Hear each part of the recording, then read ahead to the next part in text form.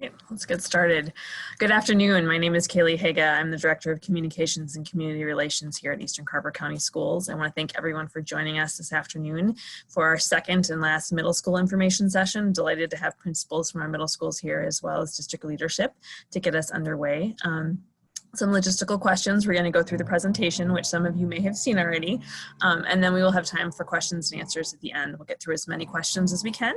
And if you continue to have questions, I would encourage you to reach out to your building principals. They're a great source of information and should hopefully have the answers that you're seeking if we don't get to them today. I know this is a high anxiety time for a lot of parents as they try to make the best decision for their families. And so we're hoping to be able to provide you with the resources to do that. So with that said, I'm going to turn it over to Dan Cahill from our Teaching and Learning Department to get us underway. Dan? Hi, everybody. Thanks for being here. I'm just going to talk a little bit about our model and how we got there. So our approach was to have a collaborative process driven by data in order to make our decisions. So since last spring, we've done extensive feedback with all our stakeholders, families, teachers, and students. In addition, we've individually and as teams gone through the guidance we've gotten from the state line by line to make sure we understand and are ready to support with whatever is happening. In addition, we've also been working with our local health organizations, pulling apart the data to better understand what's happening here locally. So, as you know, the governor's framework provided 5 scenarios. Right now, our district falls in an elementary model.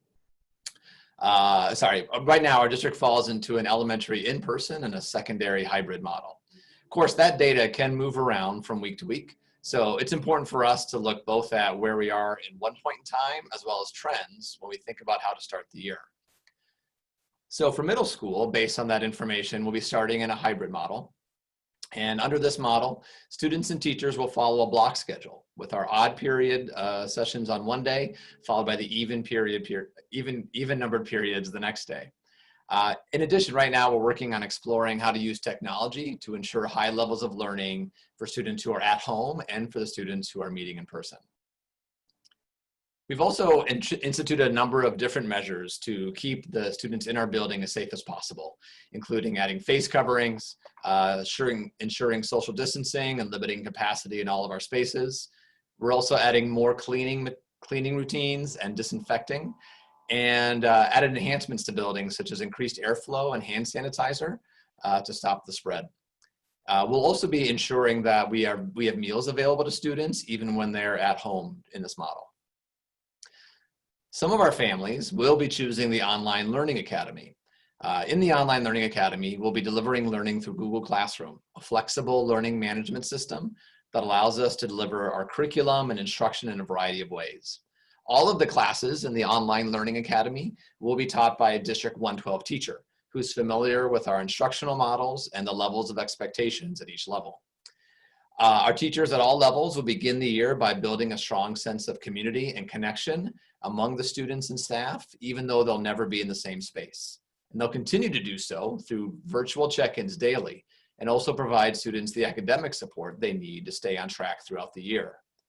On any given day, students will encounter a mix of synchronous, meaning live online teaching using video conferencing technology like this, as well as asynchronous learning, where it'll be independent work that students have some flexibility about the rate and the time at which they complete it.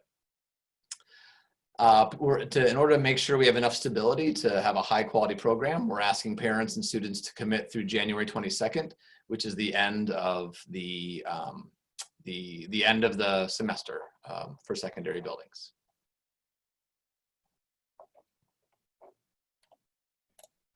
Good afternoon, everybody. Thank you for joining us. My name is Kelly Crickleborn. I'm a supervisor with Specialized Educational Services. I want to begin by saying that all students who receive specialized services will receive a free appropriate public education. That acronym is FAPE, and many are familiar with that. Those are the rights afforded to individuals with disabilities through IDEA, the Individuals with Disabilities Education Act. We will ensure that all students on IEPs receive FAPE, and students with Section 4 plans will receive equal access to their education across all of our educational models. Students that receive special education services will start the school year in the same base model as their non-disabled peers. This year, as part of students' individual education plans, we will have a contingency learning plan that parents along with service providers will outline how services will be provided within each of the educational models. Families are a critical part of that conversation, and they will have an opportunity to provide consent for those services within each model. 504 team members will review each student plan to ensure 504 plans are appropriate and provided. I want to acknowledge that our special education advisory team is providing important feedback to our team, and we are doing our best to respond to that feedback, and we appreciate your ongoing communication. Specialized services staff, like all staff, will return to work on the 31st, and clericals in the buildings or IEP managers will be reaching out to families to schedule contingency learning plan meetings as soon as possible upon their return. Thank you.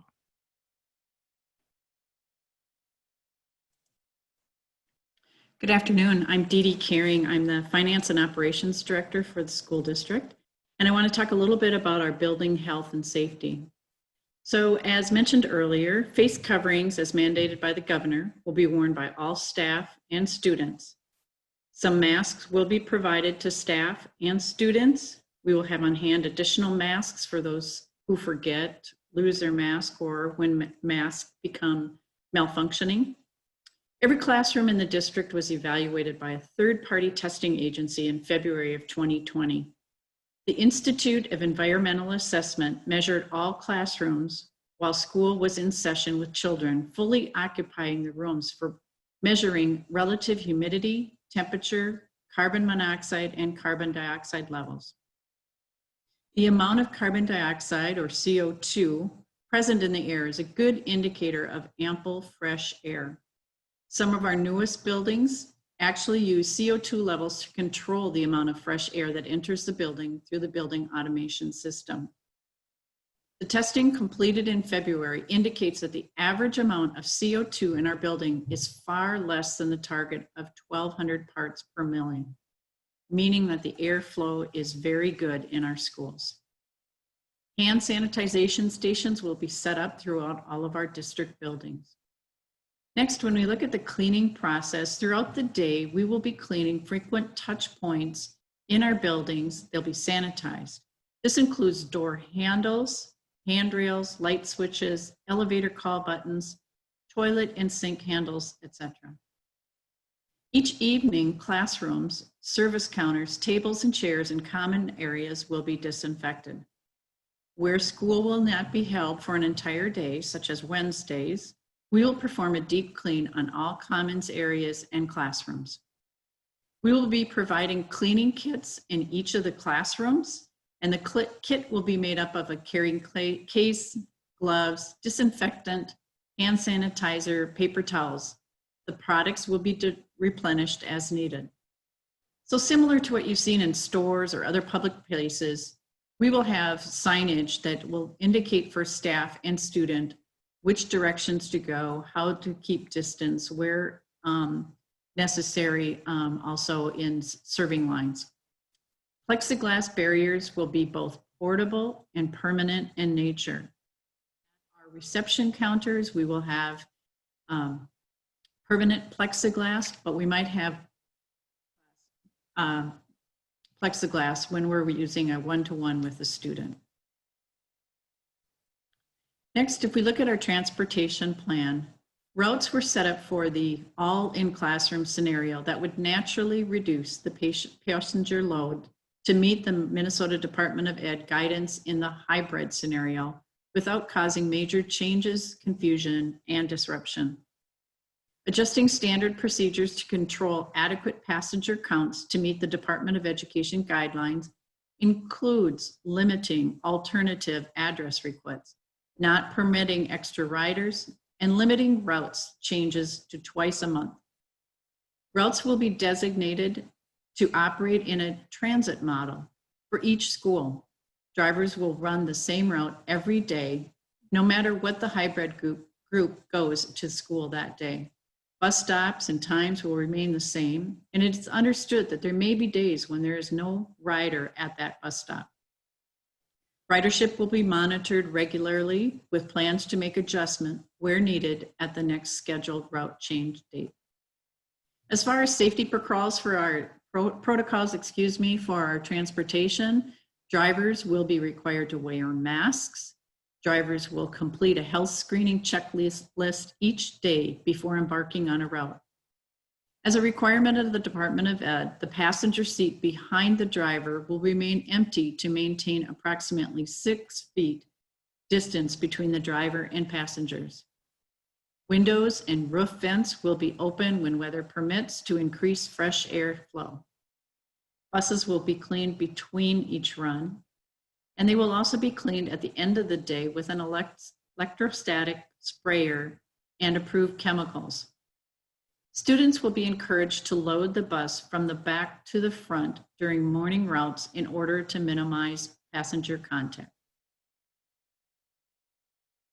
This slide will show the changes in the bell time, which are much needed to adjust for maximizing current route fleet and driver supply. Additionally, a bell change time will provide extra time at schools or for staggering loading and unloading procedures, additional parent traffic, and bus cleaning procedures.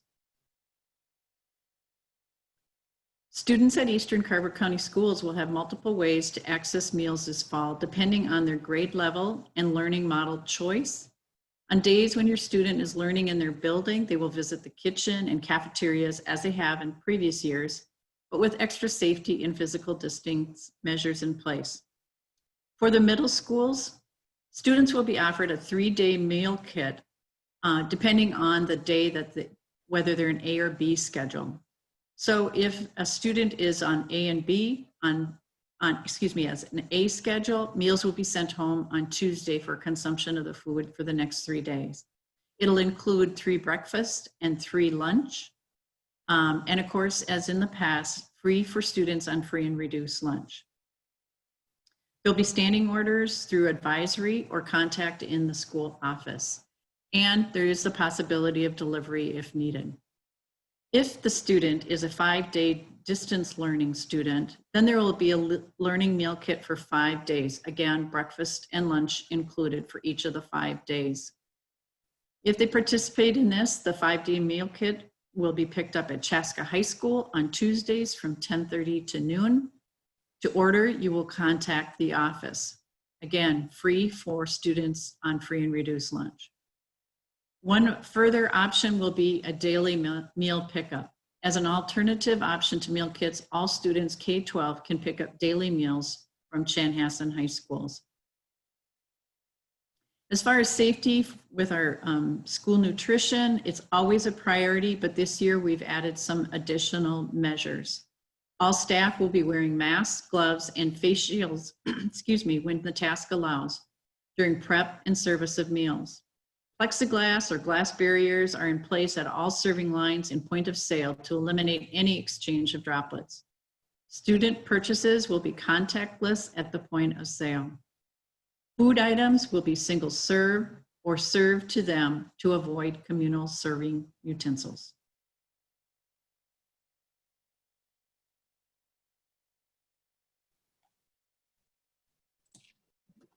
Hello, I'm Tara Cliff. I'm the Health Services Supervisor for the school district, and we're asking for families' cooperation to help us screen their children for illness each day. So we're asking families to take their child's temperature and ask them how they're feeling every day before sending them off to school. We'll help with communications on what to watch for, but we do need parent cooperation in order to help screen their children. And if their children are having any symptom of illness, please keep your child home. Any student who is experiencing any symptoms while at school would be checked by the building nurse and isolated away from others until they're ready to be picked up. Anyone who has a positive case of COVID would be reported to the building nurse at that school, either from the family, if the family gets notified first, or through public health, depending on the timing of that. In collaboration with local public health, a case investigation will be conducted. And so based on that information that was received, notifications for those who are considered a close contact with that person who is positive would be sent out. So not necessarily will a school-wide notification be sent for every case unless it affects the entire school. Anyone with a positive test needs to stay home and isolate for 10 days from the onset of symptoms or when they were tested. The symptoms would need to be improved and they need to be fever-free for 24 hours without any fever-reducing medication in order to return to school. Household contacts of the student who is positive, or the student who is positive, would also need to stay home and watch for symptoms for 14 days after their last contact. But any quarantine or isolation of students or classrooms of students or the entire school or the district as a whole, we will be working closely with our local public health, as well as the Minnesota Department of Health and the Minnesota Department of Ed, to determine at what level do we need to change and shift classrooms or the entire district. So anyone who has symptoms of illness should stay home, or if they're at school, be evaluated by the building nurse. The student would be isolated away from other well students. We recommend following up with your healthcare provider. During this time, we will ask a bunch of questions and kind of that case investigation piece will occur. Again, notifications will be sent out and determined in collaboration with public health. We are obligated due to data privacy laws to make sure that we are only notifying people who have a need to know right. And so we just have to be really careful. It's not that we're not being transparent, but we just really need to follow data privacy laws for students.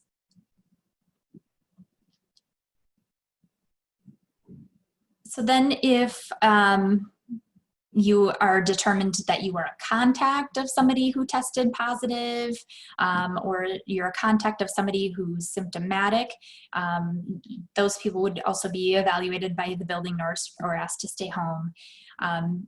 Anyone who's deemed as a contact should stay home for 14 days from their last contact day to watch for symptoms. So if you happen to see, your uncle at a family barbecue last weekend and you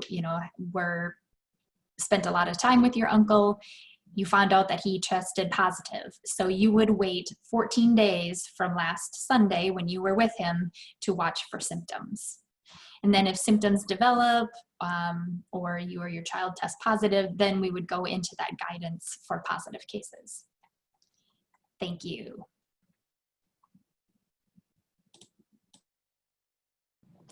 So we know that as the year goes on, we'll be starting in hybrid, but as numbers change, the potential for us to move from hybrid learning to in-person or to distance learning is definitely there. And so as we think about this, we want to make sure that we balance the stability of being in one model and also maintaining health and safety. So we will monitor health data and other concerns and reevaluate the model that we're in on a monthly basis. So Tara just discussed how individual cases could lead to quarantining of classrooms or buildings. Any shift in model based on the community-wide data, those decisions would happen in such a way that staff and parents would have notice well in advance and can make necessary adjustments. I think we can all agree that the best case scenario is for us to have full in-person learning in a safe way for all of our students. And moving the dial towards that is going to require a full community effort. We need our data to keep moving in the right direction. So all of us need to follow MDH and CDC guidelines when it comes to wearing masks, practicing social distancing, keeping good hygiene, and reducing our risk of exposure.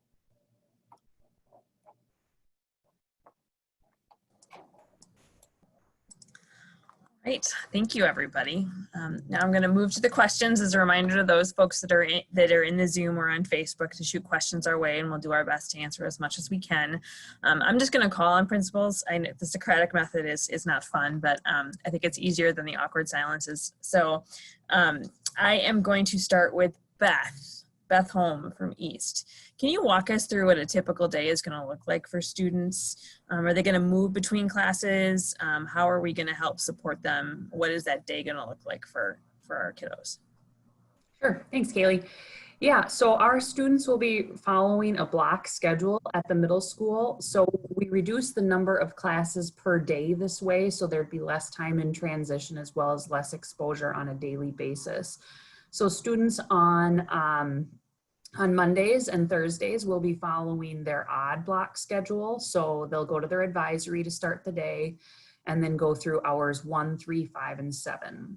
And then on the Tuesdays and Fridays, they will be following their even block schedule. So again, starting with advisory and then going 2, 4, 6 and having some time at the end for some win and support time as well at the end of the day. I think one really important piece for the middle schools is in order to reduce time that students are out in the hallways and in the commons area, we're asking that families do not drop their kids off until 8:20 or after in order to ensure that they can go directly to their classroom in the morning and not be in the commons. That will also be the same for the afternoon, that they'll be released at 3:30 and won't be allowed back in the building at that time either.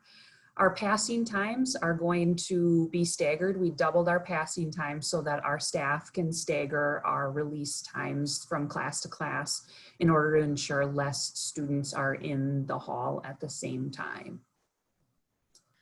Will we have people in the hallways kind of keeping an eye on kids to make sure that they're not, we know our, especially the older they get, the more they want to congregate. Absolutely, absolutely. Yeah, so we'll make sure that any non-teaching staff are out in the hallway during that passing time, as well as, it sounds like a lot of teachers are going to be spending that time at the door, ensuring that they get in and out in a safe manner as well. Thanks, Beth. You bet. Mr. Gibbs, the new guy on the block. Can you talk about when parents can expect? I know you guys are working really hard on schedules right now. When can parents expect to see those schedules, a rough estimate, and when will they learn if they're in the A group or the B group? Hoping to have all of that buttoned up here at West by Tuesday, August 25th here. And so you'll get a notification from us around your A and B day assignment, and then your course schedule for your students. Had a lot of questions from families around how the A and B day assignment works.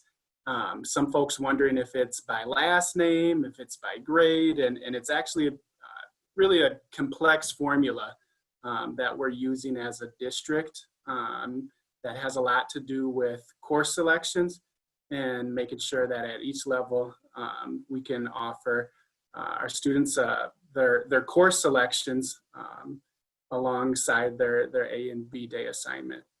So for folks that are engaging with each other in the community or maybe in the neighborhood and trying to estimate if your kid will be on the same schedule as a friend or a relative, don't speculate. Give us a call and we'd be happy to kind of navigate that piece alongside you. But it is a complex formula that we're using. Thank you, that's really helpful. Dana, if you're out there, Dana Miller from Pioneer Ridge. I have an incoming 6th grader who is very nervous about the start of school. Didn't get a chance to see the building last spring as we pivoted into distance learning. What are we going to do especially for our transition kids? Are they going to have the opportunity to come in and see the building and walk through the space before the first day of school? Yeah, great question. So all 3 buildings are hosting an orientation for our 6th graders. Normally we would be having that for all 3 grades, but this year, knowing it's a transition year, we'll just be holding that for our 6th grade. And at Pioneer Ridge, that's next Wednesday. I believe at East and West, it's maybe on Tuesday. I'd have to have those 2 confirm that for us. But parents should have received a notification and email where they can sign up for a specific time slot. So we'll be very carefully monitoring the number of kids that are in the building at each time, and then assigning those to a specific room.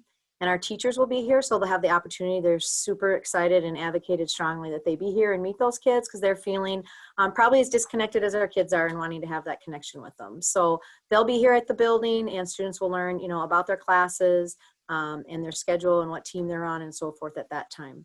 For our parents coming in, we ask that you drop off out front, and then you'll pick up in the back so that our two groups coming and going don't intermix with each other. But if parents would like to get some of that business stuff taken care of, like putting money in their lunch accounts and so forth, that opportunity is there for them as well to come on into the office and take care of that need too. So we will be here next Wednesday, excited to greet all of our incoming 6th grade. Awesome, thank you. I don't know if Nate and Beth want to pop on real quick and just remind folks of when your 6th grade orientations are. That might be helpful. Here at East, we'll be doing our 6th grade orientation on Tuesday, so just one day before. And because we have 2 entrances to our building right up front, we'll be dropping off and picking up, but they'll just use a different door to leave. Great.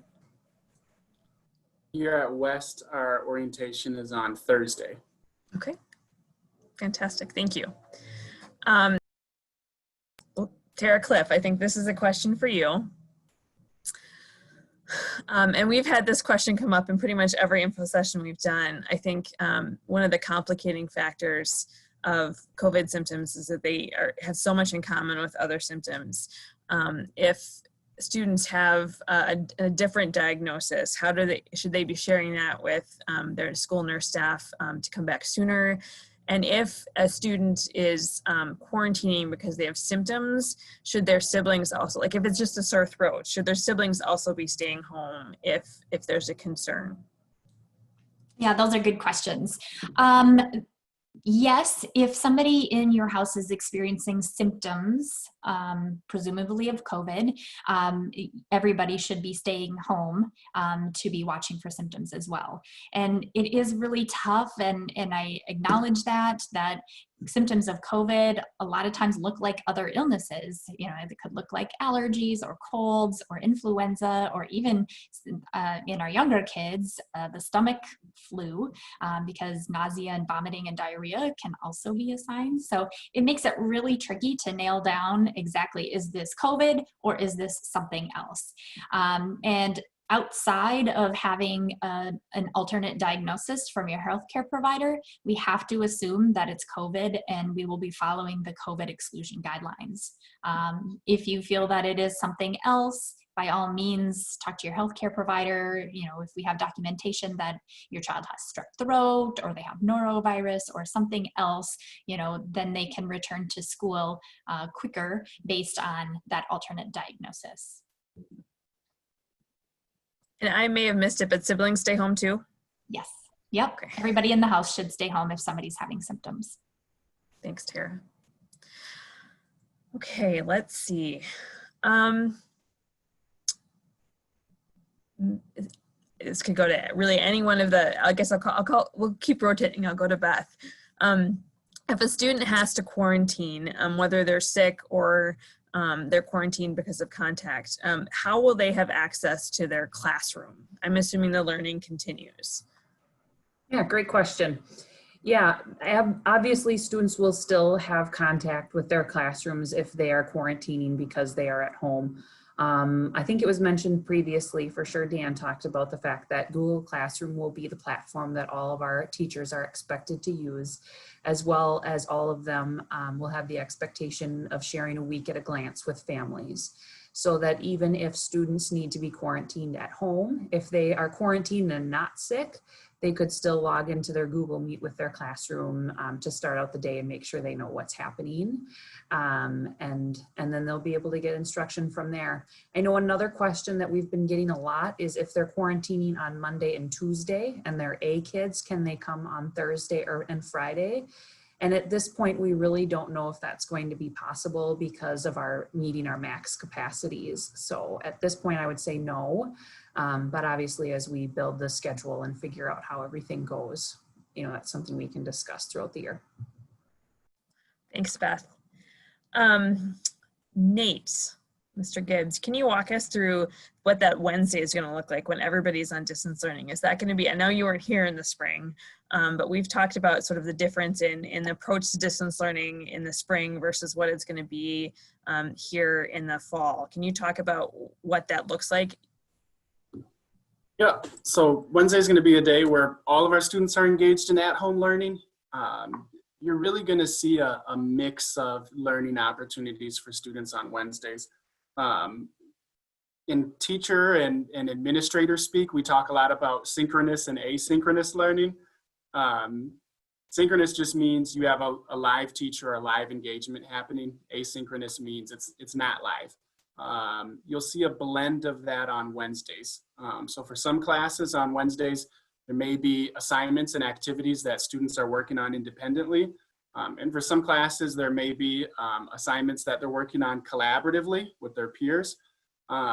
Teachers will also be using Wednesdays as days to meet with students individually or give small group instruction or small group support to students. So Wednesday, you'll really see a blend of learning opportunities, but what all of our students will have in common is that they'll be learning from home that day. And teachers will be available if kids have questions still? Sorry. Yes, absolutely. And in my conversations with teachers to this point, they're actually looking forward to Wednesdays in terms of being a day where we can really focus on that support and connection piece with our students. Thanks, Nate. Dana, what about lockers? What are we doing with lockers? Good question. I think just a point of clarity too, real quick on Wednesdays or in addition, students will need to log in on that day in connection with the teacher for attendance purposes. So for example, at Pioneer Ridge, they'll still start their day with their advisor on Wednesdays, just like they're starting their Monday, Tuesday, Thursday, Friday, so that we keep that real consistent wake up time and connection with our kids, and that they're logging in and having that conversation and getting their direction kind of for the day. So maybe that would help a little bit at home too. As far as lockers are concerned, due to safety concerns and wanting to keep everybody safe and clean, we will not be using lockers at the middle school for academics or for physical education. So students are being asked in our supply list to grab a backpack and to have that. What we could use from parents and students on support is our middle school kids are not always the most organized in the world. That's part of the learning curve at this age. And so if we can help every night with what they need for that day in that locker room, so we're not carrying around a week's worth of stuff in those bags on our students, that would be super helpful too. Thanks, Dana. Dee Dee, I've got a couple questions that I think are for you.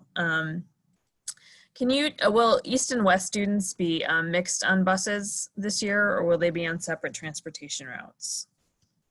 Wow, you caught me off guard on that one. Sorry. So I believe I would have to get back on that one. I'm sorry, I don't know that off the top of my head. So question, we'll post that online. Yep, we'll put it in the FAQ. Okay. Yep, we'll add it to the FAQ. So that's a good question. And then the other question, can you just walk through again the meal pickup? Like, so for kids that are B-Day kids, how will they pick up the days when they're not in school? So B-Day kids would be going on Thursday and Friday. So at the end of the day, Friday, those meals for Monday, Tuesday, Wednesday will be sent to them. And of course, they're going to be something that will not be perishable. So something that they can prepare on those days that they have their distance learning, and then Wednesday where all kids are home. Thank you. I've been told they are fun foods. The kids like these items, so. Great, thanks, Dee Dee. Dan Cahill, I'm gonna put you on the spot.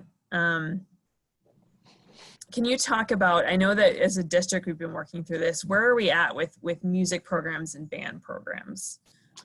Yeah, we had a really good meeting with our music teachers from all levels earlier this week to think about problem solving. And we got some new guidance to understand exactly the risks involved with music and band. And it appears that as long as we take some careful precautions, there are special masks for students to wear when they're playing a brass or a wind instrument that has a slit, and then also creating bell covers. And so you may be hearing from band teachers to have some parent support to maybe even create some of those and work on that together so that we can have chances for kids to rehearse together when they're in the building. Our music teachers are also being creative about broadening the sense of what their curriculum might look like.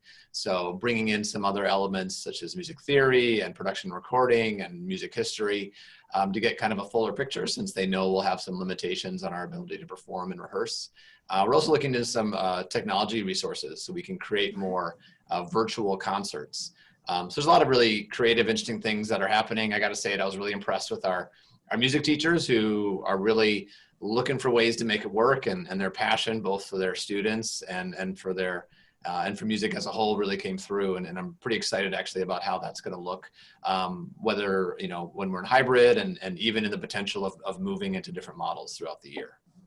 Awesome. And then sort of related to other electives like family and consumer science, like are we kind of taking the same approach where we're kind of trying to think outside the box and make sure that we've got opportunities no matter what model we're in? Yeah, you know, and I can kind of hear Tara Cliff's voice in my ear right now that it's a largely airborne virus. And so that's great news for a lot of our hands-on curricula. It means that as long as we are careful about hand washing and sanitizing, that we can still do a lot of those tasks as long as we're thoughtful about how we space kids and creating different pods and making sure we keep those distancing. But we're confident we can do a lot of those special areas and still have those experiences that, you know, we know when we think about middle school and creating those different opportunities for kids to explore different things, we'll be able to stay true to our values around that. Awesome. Thanks, Dan. Kelly, are you out there? I sure am. Can we talk about, so the spring was a period of high anxiety for our whole community, and that hasn't necessarily lessened as we get ready for back to school and kind of these different models. What resources do we have available to help our students and support their mental health needs? That's a great question.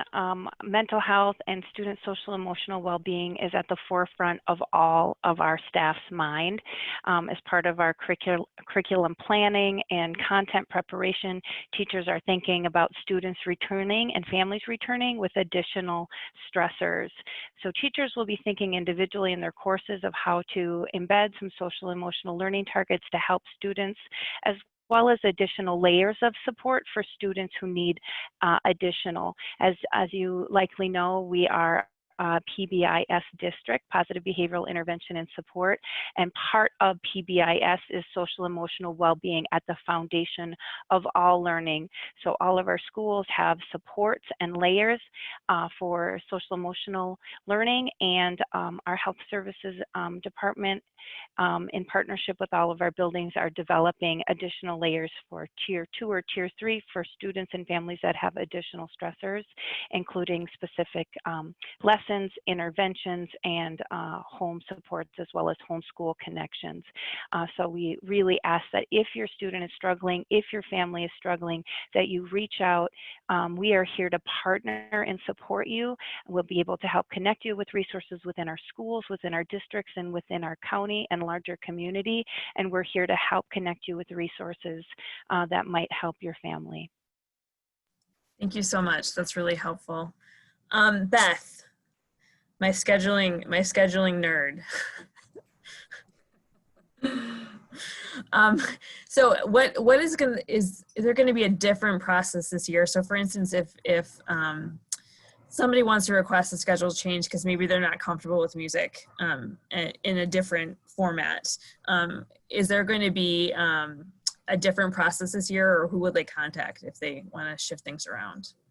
Yeah, that's a great question. Typically, we get a lot of our schedule change requests during orientation. So just contacting the main office or our registrar or one of our administrators is the best way to go, and we'll get it onto the right person to make those schedule changes. I think it's important to note that with the complexities of this fall, some of our elective offerings might look a little bit different than they would have had we not been in a hybrid position and created an online academy. So just ask for some grace and understanding with families as we try to ensure that we have staff to fill the sections that we need to build in order to have a full schedule for our students and for our staff members. But yeah, just calling the main office or reaching out to the registrar is probably your best bet, but I know our administrators are happy to help with that too. And I would also expect that when all of our middle schools send out information around orientation, we can include some contact information, phone numbers, and emails on who to request those from. Awesome. Thanks, Beth. We've got a breaking news update from Dee Dee, who's a rock star and on top of everything. Thanks, Kaylee. Well, the wonders of technology, you can do about anything by text message, right? So I John Thomas, our transportation director, and he indicated that he's aware of the concerns about the east-west buses being together on that. What he's working on is trying to separate them without impacting the budget and having an exorbitant number of extra buses. So he is working on it. It's on his watch list, and more to come on that in the future. Thanks for the question. Good one. Thanks, Dee Dee. Mr. Gibbs, we'll pull you back up again. Dana mentioned that gym lockers are also not going to be a thing for our middle school students. Does that mean that kids won't be changing for gym? That's correct. And we are thinking more adaptively about the PE experience. And so you should expect to see different elements of PE instruction happening in gym. Don't want to speak for East, but there's even conversation about pool usage and things like that we have to look at related to PE. All right, excellent, thank you. Dana, one of the things I think parents struggled with in the spring was trying to kind of keep tabs on their students' learning and figure out how to support them. Will parents have access to Google Classroom? We'll be providing any sort of resources for parents to help them be better positioned to keep, not necessarily keep tabs on their students, but to make sure that they're helping them stay up to date and on track. Sure, great question. We love that partnership. It's essential with our kids. So yeah, I think probably the biggest thing is that WAG that Beth mentioned earlier, which is our speak for Week at a Glance. And so parents will be getting that emailed out to them as well every week. So it's there for them. And that tells them, we'll include links and direct them as to what's supposed to be going on each day. And then they can help monitor that with their student. In addition, that block schedule really helps because that means on any given day, I really only need my child checking in to their 3 or 4 classes, depending on which day it is. So I don't have to worry about all 7 at that time. And then I think another great way parents could support is we all are starting our day with advisory. And so in that time will be a little bit of a kickoff for the day and kind of helping students get set and get organized. And so parents could certainly listen into that time too, if they're there and wanting to do that. Google Classroom has the same exact access as it had last year. So parents can also be linking into that. And, our great communication department's fixing that website all up for us too. So hopefully that will allow for better parent access to those tools too. Thanks, Dana. Here's a question, I guess, for all 3 of you, but maybe one can answer. The ever important question as we're thinking about fulfilling grandparents' needs, will there be school pictures this year? Anyone want to take that one? Dana, I see you're on. I guess I can do that since I left this. Yes, we will be having school pictures this year. They just won't be right here right away during orientation. We're collaborating together on that. So for students who are in the online academy, we're looking to do a Wednesday with that at one of our locations, and we'll schedule that time to come in. And then each of our locations will be having fall pictures where we can really control the rate and speed of which we release students to that space. But we want grandma and grandpa to have that 8x10 on the mantle. So we will make sure that happens. Thanks, Dana. I appreciate it. Beth, will attendance be taken in each class, or will it just be at the beginning of the day, like in spring? Great question. We have not finalized all of our attendance procedures yet, but likely it will be taken in every class. Obviously, Wednesdays will look a little bit differently because they won't be checking in with every class every hour. But on the Mondays, Tuesdays, Thursdays, and Fridays, it looks like it will be. Thanks, Beth. Nate, can we talk about masks for a minute? We know that the governor's mandate requires masks for all of our staff and students in the building. And that can be a struggle. No matter what the age group, it can be a struggle. How are we going to help support our students in keeping those masks on? What are our expectations going to be? Well, good news is we're a building full of educators and teachers, and that's what we do.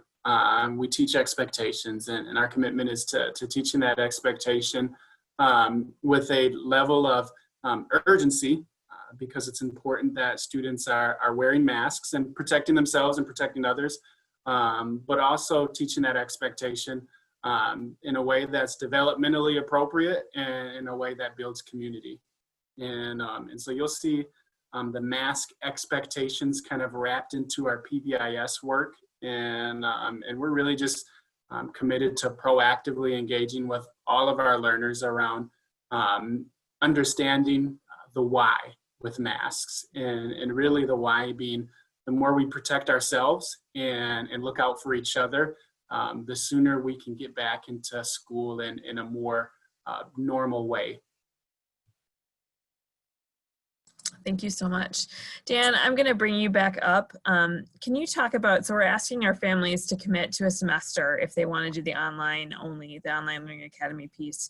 Well, if things change and folks want to come back to school in the spring, are they learning at the same pace as their in-person classmates? How is that going to work? Will that be a seamless transition? Yeah, that's a great question. I think as many of our parents know, the way our curriculum works in Eastern Carver County Schools is that we're driven by power standards and learning targets. And so our teachers don't think in terms of just covering material, but ensuring students meet expectations at an appropriate level of rigor for certain things that we hope students know and be able to do. And so we'll be using those power standards and learning targets to guide that work throughout both cases. And so whether students are in the Online Learning Academy or in the models that we're staying in school, the expectations aren't changing. And so when we get to January 22nd, the material that kids, the point to which students have reached will be the same in either model. So shifting should be seamless. And I know the deadline for sort of that first deadline for enrolling in the Online Academy was yesterday. I think it was yesterday. Today's Thursday, right? So if a parent or a student decides that that the in-person piece, the hybrid piece, is not working, it's causing anxiety, how do they should they contact their building? How would they let the district know that they would prefer to shift into that online model? My understanding is they contact their building. Perfect. Thank you. All right. I think I'm back to Dana. So we know that we're not using lockers. Have we thought, and again, I think we're kind of focused on the start of the year, so I understand if we don't have all the answers worked out yet.